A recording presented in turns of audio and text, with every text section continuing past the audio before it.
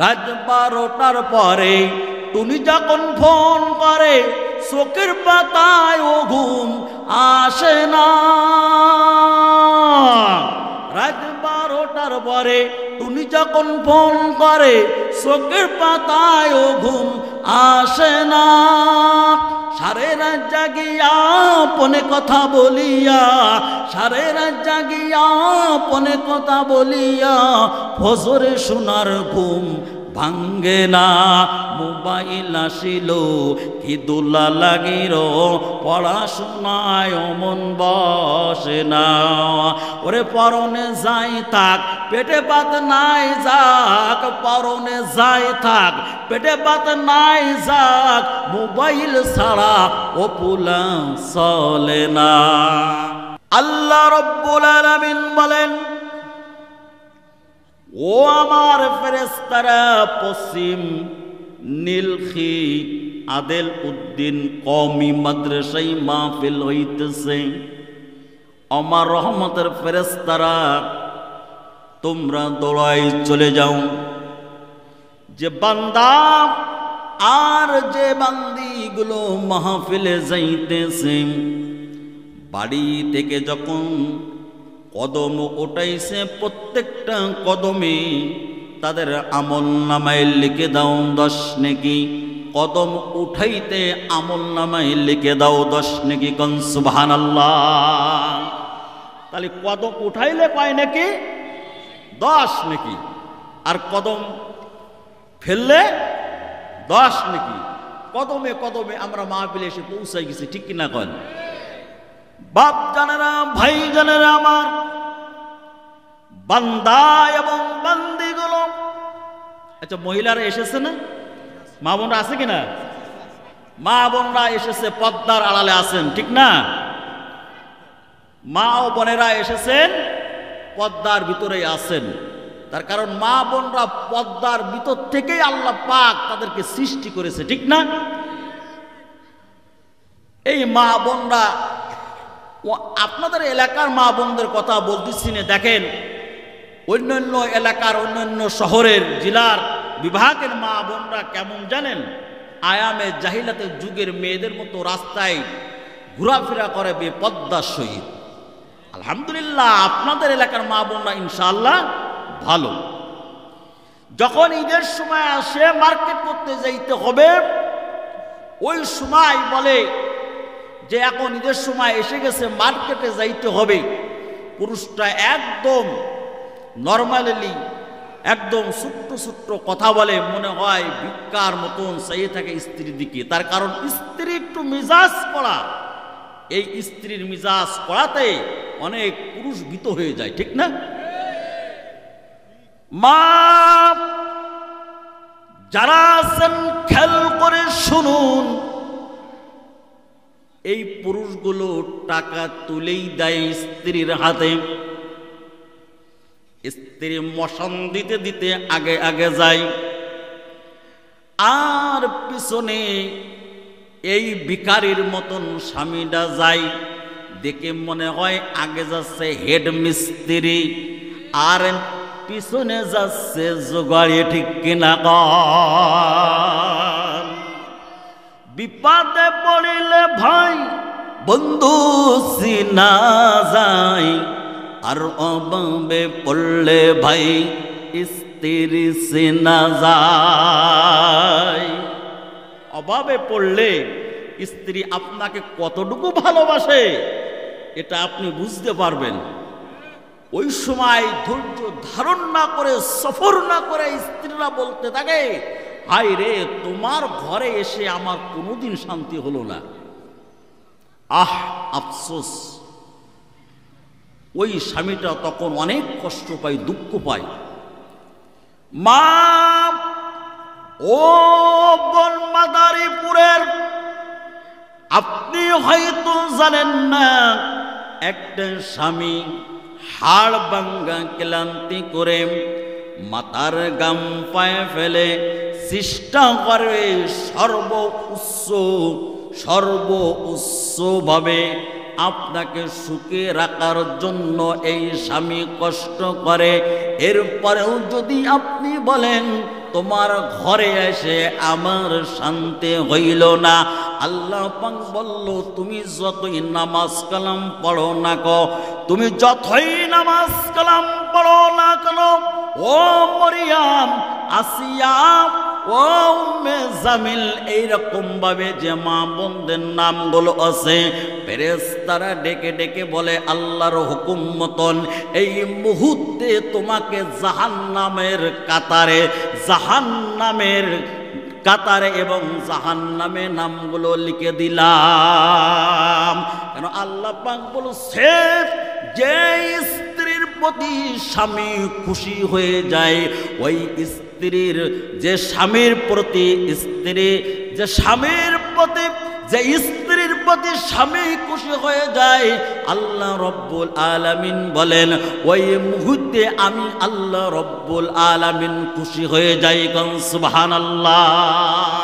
এই জন্য মা ও বোনে যারা এসেছেন, আমি হাতে ধরি পায়ে ধরি, যে অবস্থায় আপনার স্বামী আপনাকে রাখে সর্বোচ্চ এবং সর্বচেষ্টা করে আপনাকে সুখী রাখার জন্য, কিন্তু আল্লাহ পাক যতটুকু সুখ শান্তি রিজিক রেখেছে তার অতিরিক্ত দুনিয়ায় কেউ পাবে না। পাবে না কি?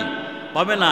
এই জন্য কোন স্ত্রী মৃত্যুর আগ পর্যন্ত হাতে ধরি পায়ে ধরি যেন আপনার স্বামী কষ্ট না পায়। যদি কষ্ট দিয়ে আপনি মারা যান, নামাজ, রোজা, ওয়াজ, যাকাত, ফিতরা, গোপনে সদকা, দান সবগুলো কিন্তু আল্লাহ পাক নষ্ট করে বিফলে দিয়ে দেবে, আপনি হয়ে যাবেন জাহান্নামী। যে কথা বলতেছিলাম খেলাছে, ও আমার রহমতের ফেরেশতারা, তাহলে ওই বান্দার কদম উঠাইতে আমলনামায় লিখে দাও 10 নেকি, কদম ফেলিতে লিখে দাও 10 নেকি। যখন বান্দা বান্দি মাহফিলে এসে বসে যায়, রহমতের ফেরেশতারা যে বলে আল্লাহ তোমার বান্দি মাহফিলে বসে গেছে, আমরা কে নেকি লেখা বন্ধ করে দেব। আল্লাহ রব্বুল আলামিন বলে ও আমার রহমতের ফেরেশতারা রে, ওই বান্দার পক্ষে যখন নেকি লেখা চালু হয়ে গেছে, শুরু হয়ে গেছে, এই নেকি লেখা বন্ধ হবে না। ওই বান্দা বান্দি বসিয়া নিঃশ্বাস ফেলাইতেছে আর নিঃশ্বাস উঠাইতেছে, নিঃশ্বাস ফেলাইতে লেখুন 10 নেকি, নিঃশ্বাস উঠাইতে লেখুন 10 নেকি। আল্লাহ রব্বুল আলামিনের ফেরেশতারা বলতে থাকে আল্লাহ এখন তো মাহফিল শেষ হয়ে গেছে, এখন কে লেখি নিকা বন্ধ করে দেব। আল্লাহ রব্বুল আলামিন বলে ফেরেশতারা রে, আমার বান্দার পক্ষে যখন নেকি লেখা শুরু হয়ে গেছে, এই নেকি লেখা বন্ধ হবে না। ওদের প্রত্যেকের আমলনামায় 50,000 করে নেকি লিখে দাও। নারায়ে তাকবীর, নারায়ে তাকবীর, আল্লাহুম্মা সাল্লি আলাইহি।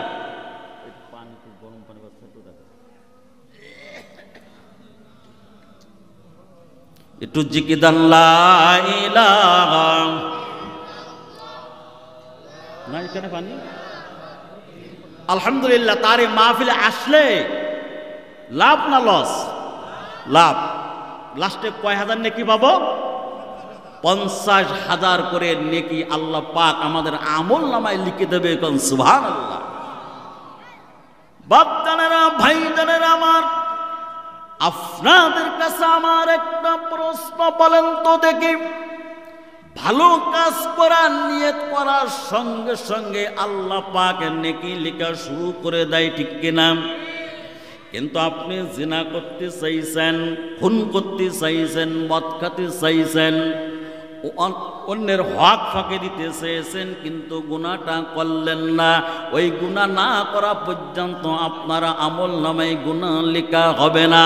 কিন্তু আপনি একটা ভালো কাজ করার নিয়ত করলেন, নিয়ত করার সঙ্গে সঙ্গে আল্লাহ পাক বলে আমল নামায় লিখে দাও। কোন সুবহানাল্লাহ। আল্লাহ পাক কত দয়ালু, তার কত মায়া, তিনি কিরাম গফুর। কিন্তু সেই আল্লাহকে আমরা চিনলাম না। চিনলাম নাকি?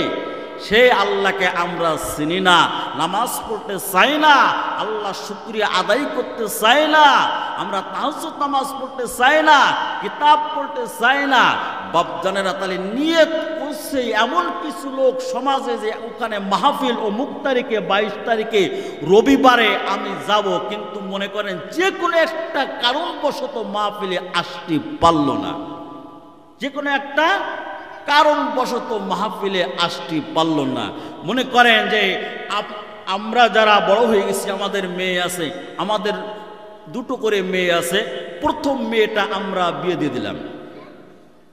প্রথম মেয়ে বিয়ে দিলি ওই জামাই ছোট জামাই হবে না বড় জামাই হবে? আমার কথা বুঝছেন না? বড় জামাই হবে। এখন ছোট মেয়েটার বিবাহের দিন তারিখ ঠিক হয়ে গেছে, এখন প্রস্তাব দিয়েছে দাওয়াতের, জামাইয়ের কাছে চিঠি দিয়েছে বা ফোন দিয়েছে যে বাবা ছোট মেয়ের তো বিবাহের দিন তারিখ পড়ে গেছে, তোমাকে আসতে হবে। কি করতে হবে? এই বিবাহে আসতে হবে। এখন চিন্তা করলো তাই তো এত বড় ব্যবসা বাণিজ্য ক্ষেত খামার রেখে আমি কিভাবে যাই শালীর বিয়েতে যা কিছু প্রয়োজন সব কিছু জামাই কি করছে স্ত্রীর কাছে দিয়ে কিনে কেটে বলতেছে, শোনো যাও যে আম্মাকে বলো যে জামাই আসতে পারেনি, বিশেষ একটা কারণে, রাগ করেনি, এমনি সমস্যার জন্য আসতে পারেনি। মা জনে পথ চেয়ে আছে যে মেয়ে জামাই আসতেছে, মেয়ে জামাই আসতেছে। হঠাৎ করে দেখে যে জামাই আসেনি, শুধুমাত্র মেয়ে এসেছে। কে এসেছে? মেয়ে এসেছে। বলতেছে মা, ও মা, সে জামাই আসলো না। বলতেছে তোমার জামাই বিশেষ একটা কারণের জন্য, বিশেষ একটা সমস্যার জন্য আসতে পারেনি। বলছে তাই চলো বাড়ি যাই। বাড়ি যাওয়ার পরে, অনুষ্ঠান হয়ে যাওয়ার পরে শাশুড়ি আম্মা যা কিছু রান্না হয় সুন্দরভাবে পুটলা বানাইয়া লাস্টে যাওয়ার সময় মেয়ে বাপের বাড়ি বলে, শোন মা, তুমি তো যা খাইলে জন্মের গাওয়া, জামাই বিটারা আসতে পারলো না, এই পুটলার ভিতরে যা আছে এই পুটলাটা কিন্তু আমার জামার হাতে তুলে দিও। ঠিক কিনা বল? ভাই আমার, আল্লাহ বলেন 100 ভাগ মায়া আমি 99 ভাগ মায়া আমার আল্লাহর কাছে রেখে দিয়েছি, আর 1 ভাগ মায়া 18,000 মাখলুকাতের ভিতরে আমি আল্লাহ পাক ছড়াই দিয়েছি। 1 ভাগ মায়া খাতিরে, 1 ভাগ মায়ার খাতিরে যদি শাশুড়ি জামার জন্য পুটলা বানাইয়া অনুষ্ঠানের শেষে মায়া ওই মেয়ের হাতে তুলে দিতে পারে যে জামাই আসতে পারেনি, কিন্তু অনুষ্ঠানে যা রান্না হয়েছে আমি সব কিছু গুছিয়ে দিলাম, তুমি নিয়ে জামার হাতে দিবা।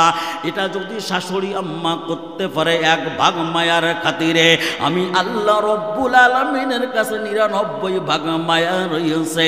যে বান্দা বান্দি মাহফিলে আসতে পারল না, ওই বান্দা বান্দির আমলনামায় যদি পুটলা বানায়া নেকি বরাদ্দ না করে, আমার আল্লাহর 99 ভাগ মায়ার কলঙ্কিনী হবে। তাহলে আসলে লাভ না ক্ষতি? লাভ। আসেন এবার আমরা আলোচনার দিকে এগিয়ে যাই। আমরা যে মাহফিলে এসেছি এটা কিসের মাহফিল? কোরআনের মাহফিল। কিসের? কোরআনের মাহফিল। একটু কথা বলেন, কথা না বললে বুঝি কি করে যে আপনারা আমার কথা বুঝতেছেন? কোরআনের মাহফিলের আমরা এই কোরআনকে সবাই ভালোবাসি, দল মত নির্বিশেষে সবাই কোরআনকে ভালোবাসি কিনা? কে কে কোরআনকে ভালোবাসি তো আত্মীয় দেখাই দিই। নারায়ে তাকবীর, নারায়ে তাকবীর। আপনাদের কাছে আমার প্রশ্ন, এই কোরআন আসমান থেকে 23টা বৎসরে আল্লাহ রসুলের কাছে ধারাবাহিকভাবে অবতীর্ণ হয়েছে, নাজিল হয়েছে। কোনো দলের পক্ষ না, কোনো দলের পক্ষে না। আমলিকের পক্ষে কন, বিএনপির পক্ষে কন, জামাত ইসলামের পক্ষে কন, আত্মীয়র পক্ষে কন, কোন দলের পক্ষে এই কোরআন নাজিল হয়নি। হয়েছে নাকি? তামান পৃথিবীতে, এই পৃথিবীতে মানুষকুলে যত মানুষ আছে, মানুষের মুক্তির জন্য, কল্যাণের জন্য আল্লাহ পাক এই কোরআন নাজিল করেছে। এর ভিতরে কোনো ভুল আছে? কোনো ভুল আছে নাকি? আল্লাহর নবী, বিশ্ব নবী মক্কাতে যখন কোরআন তেলাওয়াত করতেন, এই আল্লাহ রসুলের পাক জবানের কোরআন তেলাওয়াত কাফেররা পর্যন্ত রাত্রে অন্ধকারে গোপনে দাঁড়ায় দাঁড়ায় শুনতো। ঠিক কিনা কন? বলেন তো দেখি তাদের আমল নামায় কি নেকি হতো? নেকি হইতো না। কিন্তু আল্লাহ রব্বুল আলামিন বলেন ঈমান আনার পর আমার যে বান্দা বান্দি ইচ্ছাই হোক অনিচ্ছাই হোক কোরআনের একটা অরব বা অক্ষর পড়বে, আমি আল্লাহ রব্বুল আলামিন তার আমল নামায় 10টা নেকি জমা করে দেব। কোন সুবহানাল্লাহ। ইচ্ছাই হোক অনিচ্ছাই হোক, যদি কোনো বান্দা কোনো বান্দি একটা হরফ বা অক্ষর পড়ে তার আমল নামায় কয়টা নেকি? 10 নেকি। কয় নেকি? 10 নেকি। তাই কোরআন পড়ার প্রয়োজন আছে কি নেই? আছে না? আছে। কিন্তু আমরা অনেকেই কোরআন পড়তে পারি না। পারি নাকি? না, পারি না। আর আমাদের ছেলে মেয়েগুলো আছে, তাদেরকে সকালবেলায় বা হুজুর দিয়ে আমরা কোরআন শরীফ শিক্ষা দিতেও চাই না। একটা প্রাইভেট মাস্টারের, মনে করে অঙ্কের মাস্টার আর ইংরেজি মাস্টারের মাসে 1000 টাকা দিতে কষ্ট হয় না? হয় না? যে একজন মসজিদের ইমাম সাহেব বা মাদ্রাসার মুতামিম সাহেবকে বলা হয় হুজুর আমার বাচ্চাটারে কোরআন শরীফ পড়াই দেবেন, ওই মুতামিম সাহেব বা ইমাম সাহেব যদি বলে আমার মাসে 1000 করে দেবেন, অনেক বড় কিছু মনে করি কিনা কল? তাহলে কেমন করে আমরা কোরআন মানলাম? কেমন করে কোরআন ভালোবাসলাম? ও বাপ জানেরা, শুনুন, যে মানুষটা যে জিনিসটাকে ভালোবাসে ওই জিনিসটার জন্য ওই মানুষটা যদি মন দিয়ে প্রাণ দিয়ে ভালোবাসে, ওই লোকটা ওই জিনিসটার জন্য জীবন দিতে পারে। ঠিক কিনা গান? কত সালে মারা গেছে এটা আমার খেয়াল নাই, আনুমানিক 95 অথবা 97 সালের দিকে সালমান শাহ মারা গেল না? নায়ক সালমান শাহ মারা গেছিল কিনা? কথা কয় না? সালমান শাহ যখন মারা গেলেন, ওই সময় যুবক ভাই যারা ছিল সালমান শাহ আর শাবনূরের পাগল ছিল, উনি যখন মারা গেলেন ওই সময় ওই টাইমে অনেক যুবক যুবতী এন্ডিন খাইয়ে গলায় দড়ি দিয়ে মারা গেছিল। আর লিখে দিয়ে গেছিল যে নায়ক বেঁচে নাই সালমান শাহ, এ জীবন রাখার প্রয়োজনটা কি? আমিও এই দুনিয়ায় বাঁচব না। বলেন তো ওই সালমান শাহ জীবন দিয়েছে। ও বাপজানেরা, তাহলে কোরআন যদি প্রকৃতভাবে আমরা ভালোবাসি, এই কোরআনকে মহব্বত করি, দলমত নির্বিশেষে এই কোরআনের জন্য জীবন দেওয়া মুসলমানের ফরজ। ঠিক কিনা? এখানে একটা মাদ্রাসা আছে, তাই না? মাদ্রাসার উদ্যোগে এই মাহফিলটা, বলে আলহামদুলিল্লাহ। যে এলাকায় মাদ্রাসা থাকে আপনাদের নসিব ভালো, কপাল ভালো। যে এলাকায় মাদ্রাসা থাকে ওই মাদ্রাসা তালবে ইলমরা যখন ওই রাস্তাঘাট দিয়ে চলাফেরা করে, আল্লাহ রব্বুল আলামিন বলে আমার ফেরেশতারা ওই মাদ্রাসা তালবে ইলমরা রাস্তা দিয়ে যাইতেছে, নূরের ফেরেশতারা কি করে? তাদের ডানাগুলো বিছাই দেয়। আর এই তালবে ইলমরা ওই নূরের ডানার মধ্যে হেঁটে হেঁটে যখন পার হয়ে যায়, কবরস্থান পার হয়ে যায়, আযাবের ফেরেশতাদেরকে আল্লাহ পাক অর্ডার করে দেও, আমার আযাবের ফেরেশতারা ওই মাদ্রাসা তালবে ইলম যাইতেছে, কবরে আযাব বন্ধ করে দাও। কোন সুবহানাল্লাহ, নারায়ে তাকবীর। আমরা এখানে যারা এসেছি তাহলে আমরা সবাই মুসলমান, ঈমান এনেছি আল্লাহর প্রতি, আখিরাতের প্রতি। এর ভিতরে কোনো সন্দেহ আছে? সন্দেহ আছে? আচ্ছা, কোনো সন্দেহ নাই, আমরা মুসলমান, এটা আমরা দাবি করি কিনা? এই কথা বলেন না, তাহলে ওয়াজগুলো দেবেন। আমরা যে মুসলমান দাবি করি এর ভিতরে কোনো সন্দেহ আছে? এর ভিতরে কোনো সন্দেহ নাই। আসেন আল্লাহ পাক কি বলে আমরা একটু কোরআন থেকে শুনি। সূরা ইমরানের 102 নম্বর আয়াতে আল্লাহ পাক বলেছে, ইয়া আইয়ুহাল্লাযীনা আমানুত্তাকুল্লাহ। যে ব্যক্তি কলেমা শাহাদাত, কলেমা তয়বা পড়লো, পড়ার পর আখিরাত বিশ্বাস করলো, মিজান কুল সিরাত ফেরেশতাকুলকে বিশ্বাস করলো, ওই ব্যক্তি সর্বপ্রথম ঈমান আনলো। কি আনলো? ঈমান আনলো। ঈমান আনার পর এই ঈমানদারদেরকে আল্লাহ পাক দেখেন ডাকছে কিভাবে, কোরআন থেকে শুনুন। ইয়া আইয়ুহাল্লাযীনা আমানু তাকুল্লাহ। আল্লাহ পাক বলছে হে ঈমানদারেরা, তার কারণ আমরা ঈমান এনেছি, ঠিক কিনে কোন? পরকালকে বিশ্বাস করি, আখিরাত বিশ্বাস করি, ফুলসিরাত বিশ্বাস করি, মিজান বিশ্বাস করি, কবর আযাব বিশ্বাস করি, করি কিনা কোন? এ সন্দেহ আছে নাকি? আমরা পরকালকে বিশ্বাস করি, নবীকে মহব্বত করি, এই জন্য আমরা ঈমান এনেছি। আরে এই ঈমানদারদেরকে আল্লাহ পাক বলছে ইয়া আইয়ুহাল্লাযীনা আমানুত্তাকুল্লাহ, তাহলে আমাদের সবাইকে ডাকলেন যে আমরা ঈমান এনেছি। হাক্কা তুকাতিহি ওয়া লা তামুতুন্না ইল্লা ওয়া আনতুম মুসলিমুন। আল্লাহ পাক বলল হে ঈমানদারেরা, তোমরা আমাকে ভয় করার মতন ভয় করো। আল্লাহকে ভয় তো করছি বলে তো ঈমান আনছি, তাই না?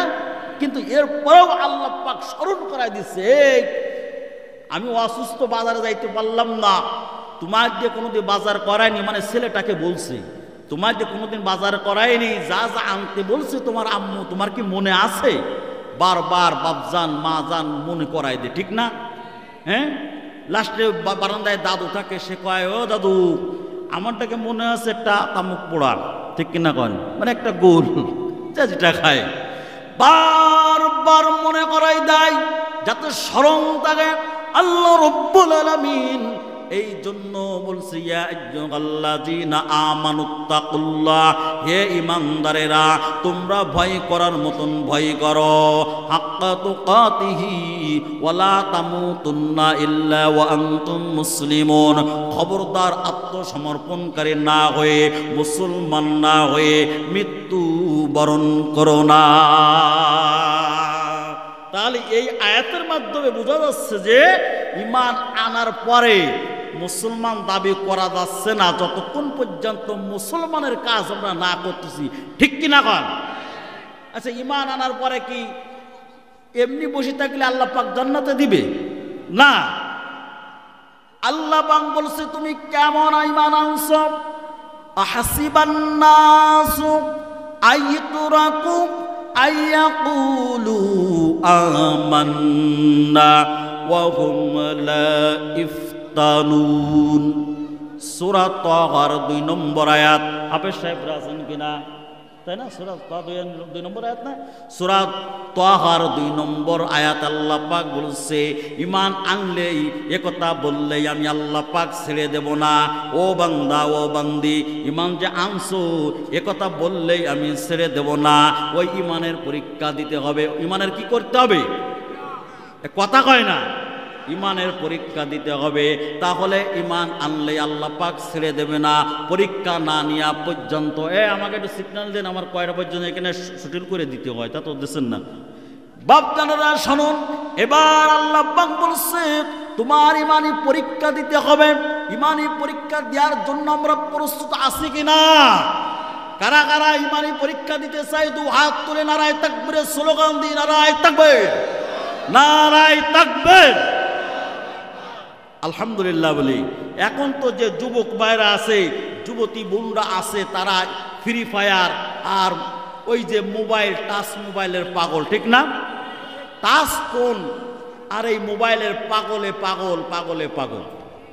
কেউ এই দুনিয়ায় বিভিন্ন রকম পাগল আছে কিনা কন? কেউ গাড়ির পাগল, কেউ বিবির পাগল, কেউ টাকার পাগল, কেউ গাঞ্জার পাগল, কেউ মতের পাগল, ঠিক কিনা কন? কেউ আকিজবিড়ির পাগল, কেউ ইন্তাজবিড়ির পাগল, কেউ আবার মদের পাগল। পাগলে পাগলে মিশে গেছে। কিন্তু আল্লাহ পাক বলছে বান্দা ও বান্দি, কোনো পাগল আমার দরবারে গ্যারান্টি হবে না, কোনো পাগল কিন্তু আমার দরবারে হলে হবে না। আমার দরবারে আমি আল্লাহ পাক গ্রহণ করব তোমরা যদি আমার পাগল এবং রাসূলের আশিক হও, ঠিক কিনা গান? আল্লাহ রব্বুল আলামিনের পাগল হতে হবে কিনা গান? আল্লাহ পাক বলছে এবার ঈমান যদি এনে থাকো, মুসলমান যদি হতে চাও, আল্লাযীনা আমানু ওয়া হাজারু ওয়া জাহাদু ফি সাবিলিল্লাহি বিআমওয়ালিহিম ওয়া আনফুসিহিম আ'যামু দারাজাতান ইনদাল্লাহি ওয়া উলাইকা হুমুল ফাইজুন।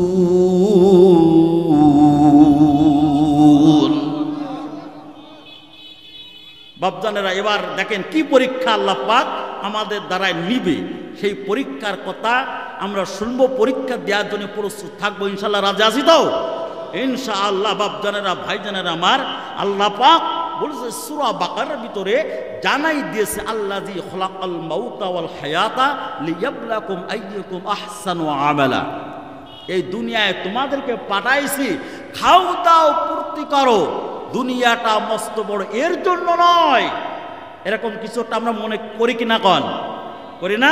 খাও দাও পূর্তি করো, দুনিয়াটা মস্ত বড়, কিন্তু এ করলে হবে না। ও যুবক ভাইরা যারা আশেপাশে আসেন, চলে আসুন। কোরআনকে যদি ভালোবাসেন, ওই মোবাইল নিয়ে পাগল হওয়ার কোনো দরকার নেই। মোবাইলে কোনো দরকার নেই পাগল হওয়ার, চলে আসুন। এই জন্য বাপদানার এই মোবাইল সম্পর্কে একজন শিল্পী গান গেয়েছেন, একজন শিল্পী একটা গজল গেয়েছেন। অনুমতি যদি আপনাদের পাই, তাহলে দুই এক কলু আমি গাইতে চাই। আমি কি গাবো?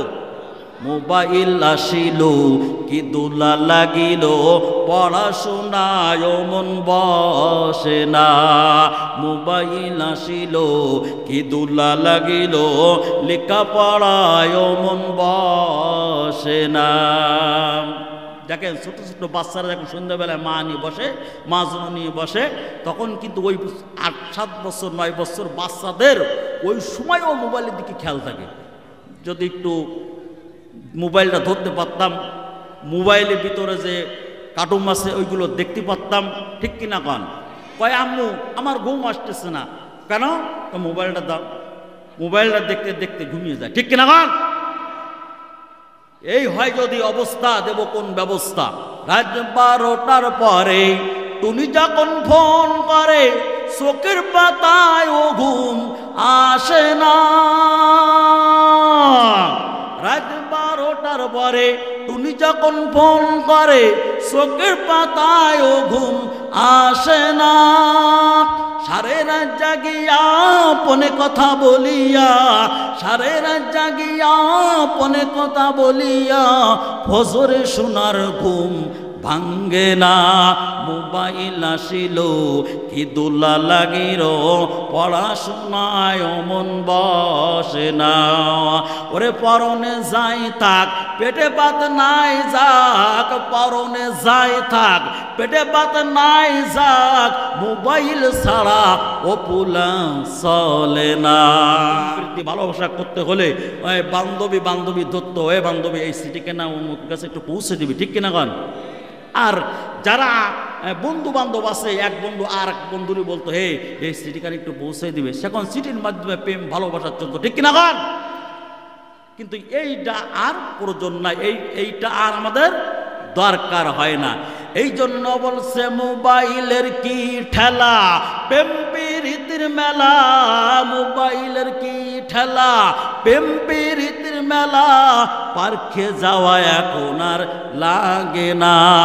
মোবাইল আসিল কি দোলা লাগিল, লেখাপড়ায় মন বসে না। লাইলা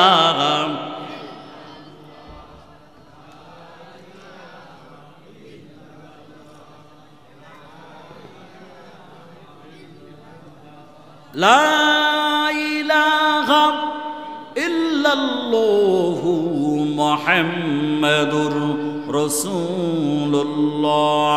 বাপজানেরা আসেন, আল্লাহ পাক কি পরীক্ষা নেবেন, এবং এই পরীক্ষার হল, এটা দুনিয়াটাকে পরীক্ষার হল।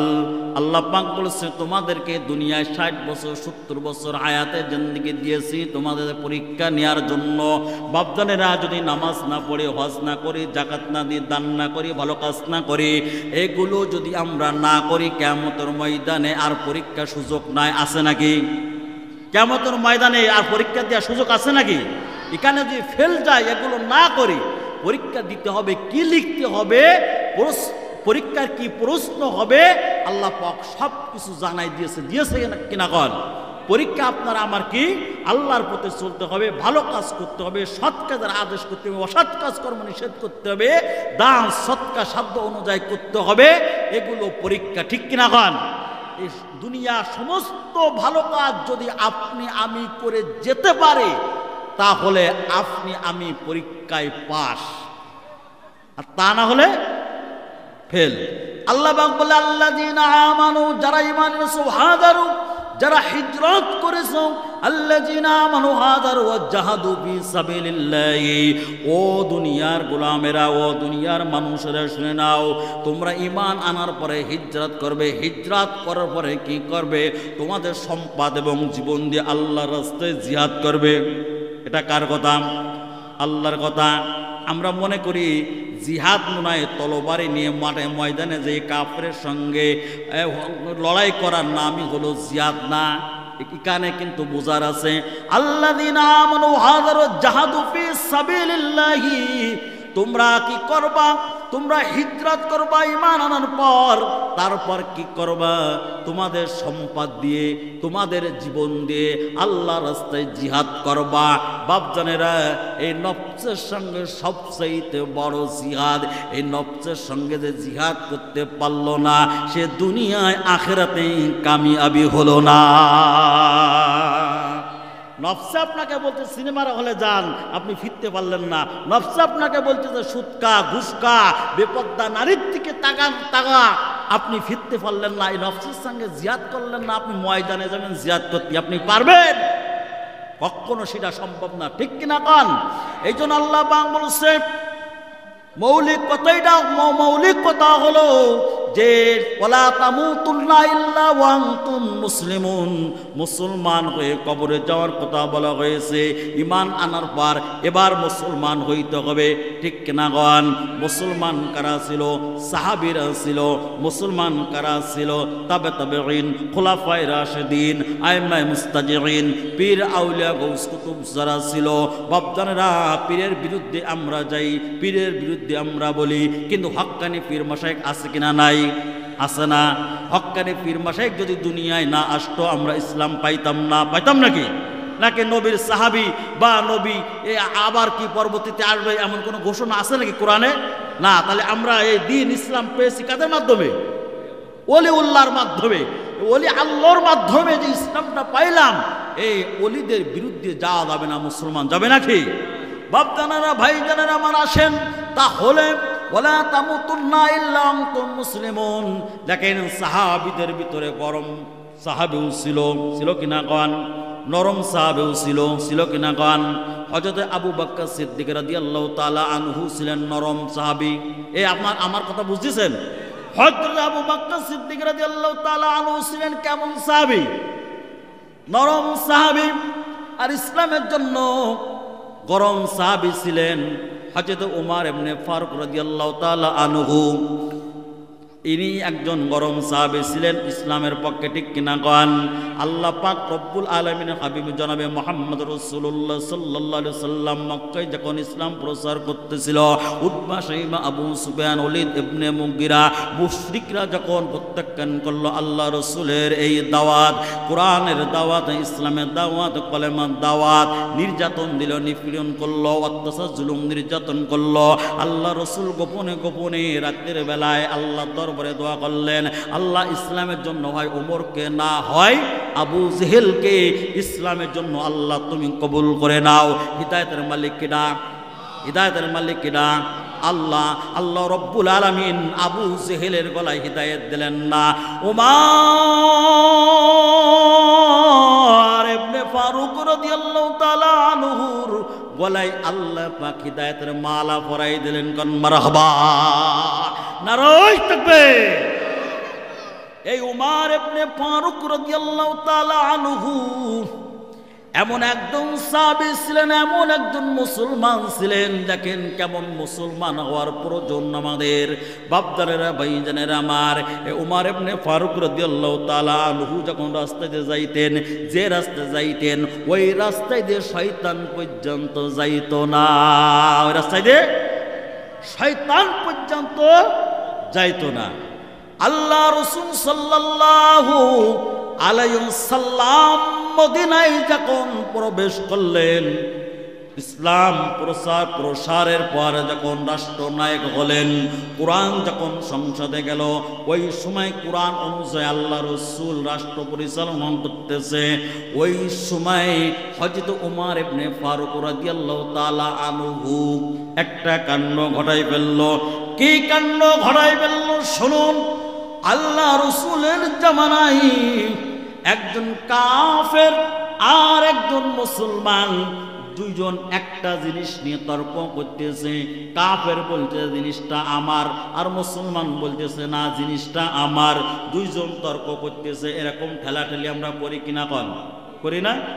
এ কাফের বলতেছে জিনিসটা আমার, মুসলমান বলতেছে না জিনিসটা আমার, এরকম ঠেলাঠেলি করতেছে। তখন বলতেছে চলো মীমাংসার জন্য, বিচারের জন্য সুষ্ঠু তদন্ত নিয়ে বিচার করে দেবেন যিনি, তিনি রহমাতুল আলামিন, যিনি বর্তমান সময়ে রাষ্ট্রনায়ক, তার কাছে চলো। দুইজন চলে গেলেন। দুজন কি করলেন? চলে গেলেন। আল্লাহ রাসূল রহমাতুল আলামিন তদন্ত করে দেখলেন সুন্দরভাবে এই জিনিসটা এ মুসলমান সাহাবের নয়, এই জিনিসটা হইল এই কাফেরের। আল্লাহ রাসূল এই কাফের যখন দিয়ে দিলেন, তখন যখন সরে যাচ্ছে রাস্তা দিয়ে, ওই মুসলমান পিছনে পিছনে যাইতেছে। মুসলমান চিন্তা করেছিল যে যখন আমার নবীকে আমি স্বীকার করে নিয়েছি, আমি যখন নবীকে ভালোবাসি, ইসলাম যখন গ্রহণ করেছি, জিনিসটা নবী আমাকে দিয়ে দেবে, ঠিক কিনা গান? কিন্তু তা নয়। কিতাব অনুযায়ী আল্লাহ রাসূল প্রমাণ করে দেখল এই জিনিসটা আছে এই কাফের দিয়ে দিলেন। চলে যাচ্ছেন, রাস্তায় যেয়ে ওই মুসলমান আবার আটকায় যায়, দাঁড়াও, এ বিচার আমি মানি না। বিচার করে দিয়েছে কে?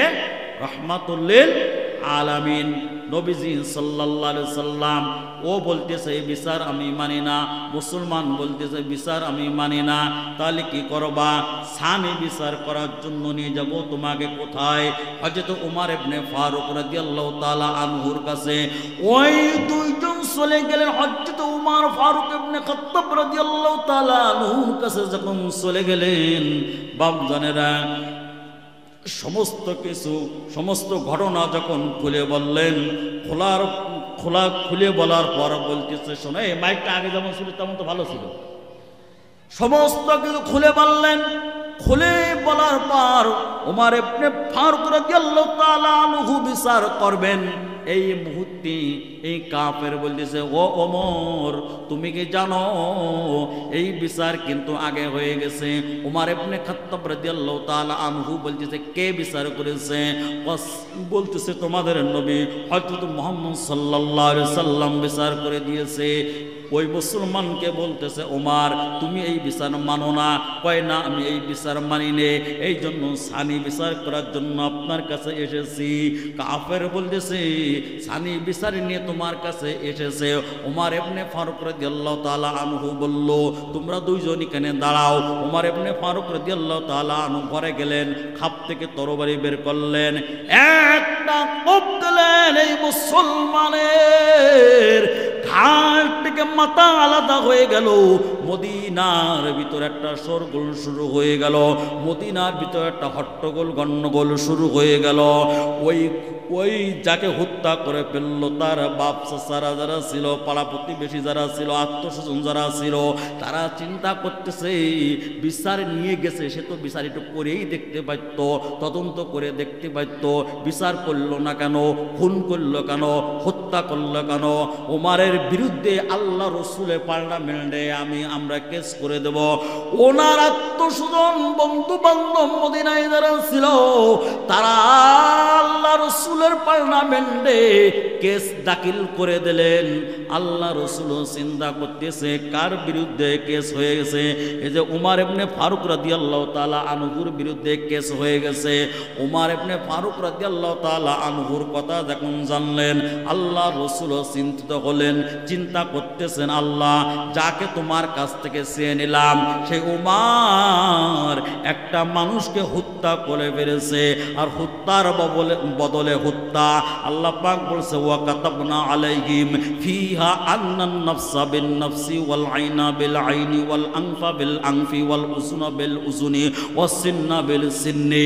আল্লাহ পাক বলতেছে ও দুনিয়ার বাসীরা শুনে নাও, আমি আল্লাহ রব্বুল আলামিন কোরআনটা তোমাদের শুধু ইবাদতের জন্য নয়, কোরআনটা তোমাদের মুক্তি সনদ হিসাবে, সংবিধান হিসাবে নাজিল করেছি।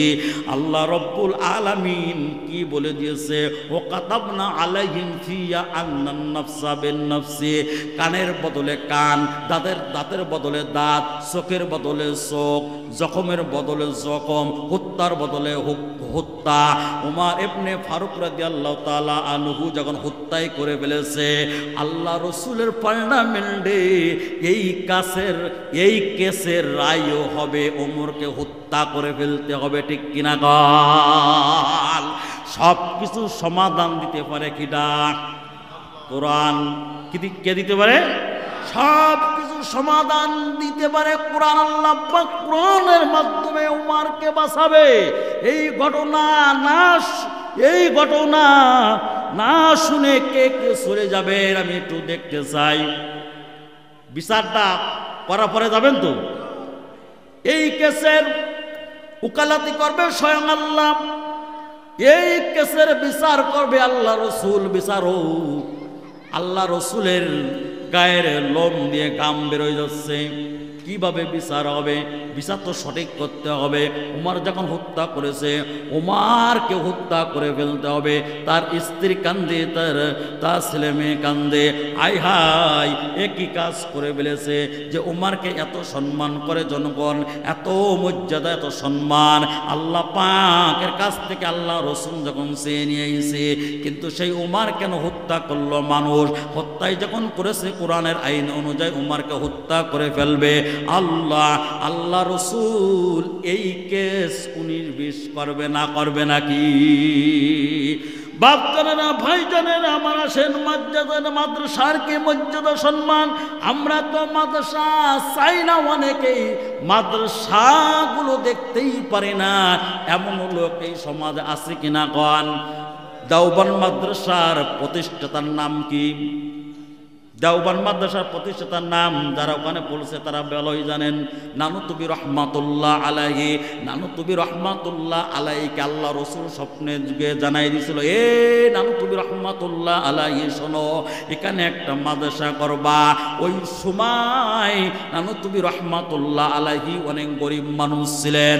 উনি নিজে কামাই করে, দিন মজুরি করে, কুলিগিরি করে মাদ্রাসা প্রতিষ্ঠিত করলেন। সুবহানাল্লাহ। মাদ্রাসা নিজে আগে কুলিগিরি করে, নিজে কামাই করে মাদ্রাসাটা প্রতিষ্ঠিত করলেন। এই মাদ্রাসা যখন প্রতিষ্ঠিত করলেন, বাপদানেরা, ভাইজানেরা আমার, এই মাদ্রাসার যত ছাত্ররা লেখাপড়া করে, এই মাদ্রাসা লেখাপড়া ছাত্রদের ভিতরে একজন অনেক গরিব মানুষ, বাপ নাই মা নাই, চাচার বাড়ি লালিত পালিত। চাচা তাকে কি করছে, অভাবে সংসার তাকে ওই মাদ্রাসাও দেওবন্দ মাদ্রাসায় পৌঁছাই দিয়েছে। দেওবন্দ মাদ্রাসায় যখন পৌঁছাই দিয়েছে, বাপজানেরা, আমি জানতে চাই যে কোনো জায়গায় বিভিন্ন লোক থাকে কিনা গান? এই জায়গায় বিভিন্ন লোক আমরা আছি কিনা গান? এক একজনের মন এক এক রকম, ঠিক কিনা গান? তাহলে মাদ্রাসায় যে তালবে ইলমরা থাকে তাদের ভিতরেও যারা আছে তাদের মন বিভিন্ন রকম আছে কিনা গান? ওই মাদ্রাসার ছাত্রটাকে বলতেছে অন্য ছাত্ররা, বাবা একটু খেয়াল করেন, মা বোনেরা খেয়াল করেন, যে তোমার চাচা তোমাকে মাদ্রাসায় ভর্তি করে দিয়েছে সঠিক, কিন্তু মাসে মাসে তো বেতন দেয় না, কারেন্টের বিল দেয় না, কেরাসিন কেনার তেল দেয় না। আমরা তোমার এই কারেন্টের সড়কে কিতাব পড়তে দেব না। ঘটনার ভিতরে এসেছে ওই মাদ্রাসার ওই তালবেলেমের এত সুন্দর বেরেন ছিল, মাদ্রাসায় যত তালবেলেম ছিল ওই সময় সব চাইতে ওই তালবেলেমের বেরেনটা ভালো ছিল, পড়া ভালো পারত। যে ছাত্ররা ভালো লেখাপড়া করে, অন্য ছাত্র তাদের দেখলে অন্য ছাত্ররা তারপরে একটু হিংসা করে, ঠিক কিনা গান? তোমারে আমরা এই কারেন্টের সলকে, এই বাতিতে আমরা কিতাব তোমাকে পড়তে দেবো না, তুমি বেরোই যাও। তাদের ধারণা আছে ওনাকে যদি বের করে দেওয়া হয় তাহলে সকালবেলায় উনি পড়া দিতে পারবে না, আর পড়া যখন দিতে পারবে না উনি পিছনে পড়ে দেবে, আমরা আগে উঠে যাবো, ঠিক কিনা কন? কে কার ক্ষতি করে? যার ক্ষতি সেই করে, একের পর এক। এখন ওয়াজ শুধু মনে আসতেই আছে, কিন্তু সময় নেই। বাপজানেরা, ভাইজানেরা আমার, ভাবজানেরা, ভাইজানেরা আমার, দেখেন ওই মাদ্রাসার তালবে ইলমটাকে যখন বের করে দিয়েছে, উনি কিতাব পড়া বন্ধ করেনি। উনি কি করেছে, রাস্তার ধারে একটা খাম্বা রয়েছে, দেখেন ওই খাম্বার ওই উপরে বড় বড় আলোগুলো ফিট করা রয়েছে। বাংলাদেশে অনেক রাস্তার ভিতরে এরকম বড় বড় আলোগুলো ফিট করা রয়েছে, খাম্বার ভিতরে আছে কিনা গান, এটা আছে সরকারের আলো, সরকারি বাল। এই সরকারি এইটা মোতায়েন করে দিয়েছে। ওই ছাত্ররা কি করেছে, সরকারের আলো দায়া দায়া কিতাব পড়তেছে। বাবা যে সেই জানে কিন্তু মা বাপের কি মর্যাদা সম্মান, মা বাপের আদর স্নেহ মহাব্বতের কত মর্যাদা ওই এতিম সন্তানরা জানে, ঠিক কিনা গন? তারা এতিম হয়েছে, মা বাপের আদর স্নেহ মহাব্বত থেকে তারা বঞ্চিত হয়েছে। উনি কান্দি, আয় আল্লাহ যদি আমার চাচা বড় লোক হইতো রে, মাসে মাসে টাকা দিত, এই শীতকালে ঠান্ডায় আমার আর এই রাস্তার পাশে দাঁড়ায় দাঁড়ায় কিতাব পড়তে হইতো না। ওই ছাত্ররা আমাকে ভালোবাসে না, ওই ছাত্ররা আমার মাদ্রাসা থেকে বের করে দিয়েছে। বাপজানেরা ভাইজানেরা আমার, কাঁপতেছে শীতের রাত্রে, কনকনে ঠান্ডা, কিতাব পড়তেছে কিতাব পড়তেছে। কিতাব পড়তে পড়তে হঠাৎ করে দেখে একটা লোক গভীর রাত্রে রাত 12টার পর একটা লোক ওই রাস্তায় যাইতেছে। ওই লোকটা জীবনে নামাজ পড়ে না, ওই লোকটা জীবনে পশ্চিম দিকে হয় না, দান সৎকা কিছু করে না, মদখোর, ওই লোকটা গাঞ্জাখোর, ওই লোকটা তাড়িখোর। ওই লোকটা চিন্তা করতেছে এই মাদ্রাসার একটা তালবে ইলম এই ঠান্ডার সময়, শীতের বেলা, শীতের সময় এই গভীর রাত্রে দাঁড়ায়া দাঁড়ায়া কিতাব পড়তেছে। এর কারণটা কি? উনি হাঁটি হাঁটি পা পা করে ওই মাদ্রাসার তালবে ইলমের কাছে চলে গেল।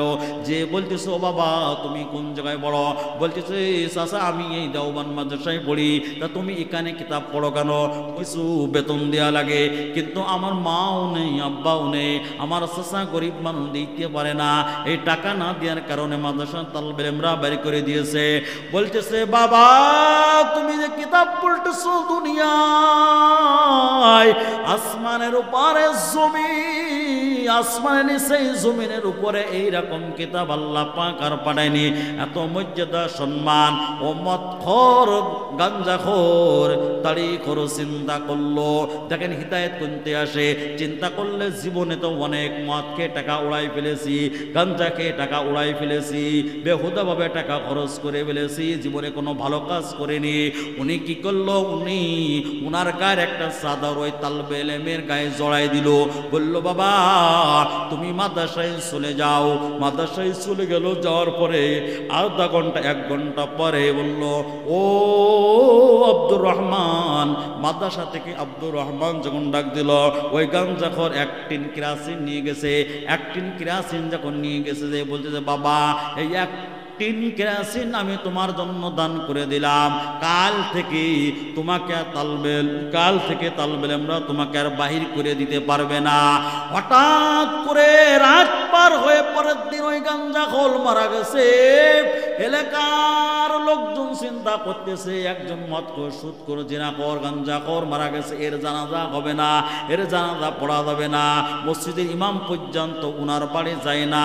বাপজানেরা এই জন্য বলেছে, এমন জীবন করো গঠন, মরিলে তুমি হাসিবে কাঁদিবে ভুবন, ঠিক কিনা কন? কিছু কিছু লোক মারা যায় আর বলে, হালা মারা গেছে না, ভালো হয়েছে, ঠিক কিনা কন? কিছু কিছু লোক মারা গেলে বলে, না লোকটা খুব ভালো ছিল, আফসোস করতে থাকে, আহারে এমন একটা লোক মারা গেল, দুনিয়ার থেকে বিদায় হয়ে গেল, ঠিক কিনা কন? ওই গাঞ্জাখোর মদখোর যখন মারা গেল, ওনার বাড়ি কেউ যায় না, কেউ যায় না, মসজিদের ইমাম পর্যন্ত যায় না। আপনারা আমার দিকে মনোযোগ রাখতেছেন তো? মনোযোগ আছে আপনাদের? বাপজানেরা কেউ যখন যায় না, একদিন পার হয়ে যাওয়ার পর তখন একটা লোক চিন্তা করলো, তাই তো লোকটাকে যদি দাফনের ব্যবস্থা না করা হয়, জানাজার ব্যবস্থা না করা হয়, গ্রাম থেকে যদি জঙ্গলে বন জঙ্গলে না ফেলা হয়, তাহলে লাশ পচে পচে দুর্গন্ধ হবে, এলাকার পরিবেশ নষ্ট হবে। ওনারা কি করেছে, কিছু লোকজন ভাড়া করিয়া ওই লোকটার একটা জঙ্গলে ফেলাই দিয়েছে। জঙ্গলে যখন ফেলাই দিয়েছে, আল্লাহ রাসূল সাল্লাল্লাহু আলাইহি সাল্লাম গভীর রাত্রে নানুতুবি রহমাতুল্লাহ আলাইহিকে স্বপ্ন দেখাচ্ছে। ও দেওবন্দ মাদ্রাসার প্রতিষ্ঠাতা মুহতামিম নানুতুবি, তুমি ঘুমাও, তুমি দেখো না আমার একজন আশিক ওই জঙ্গলে পড়ে আছে, তার কাফনের ব্যবস্থা হয়নি, দাফনের ব্যবস্থা হয়নি, এলাকার লোকজন তাকে দাফন কাফন করেনি। বাপদানেরা দেখেন, দান করার কি মর্যাদা সম্মান আল্লাহ পাক বাড়াই দেয়, ঠিক কিনা কন? বাপদানেরা সকাল হয়ে গেছে, নানুতুবি রহমাতুল্লাহ আলাইহি মাদ্রাসা তালবে ইলমদের নিয়ে তাদের বাড়ি রওনা দিয়েছে। এলাকার লোকজন চিন্তা করতেছে, তাই তো কি ব্যাপার, লোকজন নিয়ে নানুতুবি রহমাতুল্লাহ আলাইহি তালবে ইলমদেরকে নিয়ে তার বাড়ি যাইতেছে কেন? হঠাৎ করে বাড়ির ভিতরে যখন ঢুকবে, তার স্ত্রীকে ডেকে বলতেছে, তোমার প্রাণ প্রিয় প্রিয়তম ওই যে স্বামী, এই স্বামীটাকে কোথায় রেখে দিয়েছে? এলাকার লোকজন কোথায় রাখছে? বলতেছে, হুজুর অমুক জঙ্গলে রাখছে। নানুতুবি রহমাতুল্লাহ আলাইহি ছাত্ররা সহ তাকে দাফনের ব্যবস্থা করলেন। কাফনের ব্যবস্থা করে যখন চলে যাচ্ছি, এলাকার লোকজন বলতেছে, হুজুর বুঝলাম না, এই লোকটা গাঞ্জা মদ করে, এই লোকটা জিনা করে, এই লোকটাকে আপনি এত সম্মান দিলেন, এত মর্যাদা দিলেন, আপনি এই লোকটাকে দাফন করলেন, কাফন করালেন এবং নিজেই জানাজার সালাতের ইমামতি করলেন, কারণটা কি? নানুতুবি রহমাতুল্লাহ আলাইহি বলতেছে, ও গ্রামের মানুষ শোনো, তোমরা যাকে চেনো নাই, তোমরা তাকে চেনো নাই, এই লোকটার সম্পর্কে মদিনাওয়ালা আমাকে সংবাদ জানাই দিয়েছে, ইনি আছে আল্লাহ রাসূলের আশিক, ইনি জান্নাতি মেহমান। সুবহানাল্লাহ।